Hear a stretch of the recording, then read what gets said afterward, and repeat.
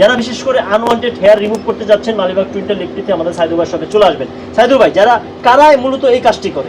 যাদের হরমোন জনিত সমস্যা আছে তারাই আসে, বাচ্চা হওয়ার পর আসে, বাচ্চা হওয়ার আগে আসে, ট্রান্সজেন্ডার আসতে পারে। হ্যাঁ, ট্রান্সজেন্ডার সাপুর আসে, কিছু কিছু ভাইয়ের আছে যে ছেলেরা আসলে দাড়ি ডিজাইন করে আসে, ওইটা ওভাবে করে নাই যে আমি দাড়ি বারবার ডিজাইন করতে পারুম না, একবার ডিজাইন করে আনুম, কয়েকবার আসুম আপনারা এগুলো রিমুভ করে দিবেন, সেটাও সম্ভব। আচ্ছা, ওই যেখানে আপনি করবেন এখানে আর কোনো লোম উঠবে না, লোম উঠবে না, মানে লোম উঠবে না? না না, লোম উঠবে না। আচ্ছা, কয়বার করতে হবে এই কাজটা? এটা কারো 6 বার, কারো 8 বার, কারো 12 বার, 16 বার, 28 বার, এটা কোনো ঠিক নাই, আমরা দেখে বলে দিই আর কি কয়টা কত লাগবে। এটাও কন্টাকে করি, সব জায়গায় এটা কন্টাকে করে না। চ্যালেঞ্জ করে বলবো, বাংলাদেশে একমাত্র আনওয়ান্টেড হেয়ার রিমুভ মানে অবাঞ্ছিত দাড়ি লোম, হেটাও কন্টাকে আমরা করি, যেটা অবাস্তব এবং যেটা দুনিয়াতে সম্ভব না, হেটাও আমাদের কাছে সম্ভব। আচ্ছা, কোন কাজটি আপনারা কন্টাকে করেন না? সব কন্টাকে করি, সব। কি কি কন্টাকে করেন?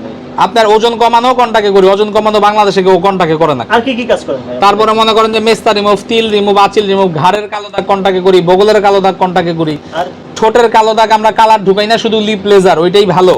কোনো ধরনের কালার ঢুকাবেন না ঠোঁটে অথবা গালে। অনেক কারো যে ব্লাশিং করে দেখে লাল, ওইটা কিন্তু ট্যাটু, ওইটা আবার কিন্তু উঠানো যায় না আমাদের কাছে। আচ্ছা আচ্ছা। তারপর আইব্রু ট্যাটু রে আইব্রু মাইক্রোব্লেডিং করে চালাই দিতেছে, নন পার্মানেন্ট 3 বছর, ভুয়া ডাইরেক্ট ট্যাটু। এটি করবেন না, করার দরকার নাই। অনুষ্ঠানে যাবেন, ভুরু আঁকতে যাবেন, দরকার নাই। আমি কইতে পারে তাহলে ভুরুতে কি করুম, কিছুই করবেন না, দরকারই তো নাই। তাহলে তো আমি করতে পারি, আমি করি, আমি তো আইব্রু ট্যাটু করি না। ভাই, আপনার দোকান কয়টা আছে ভাই? আমার মাত্র একটা দোকান ভাই।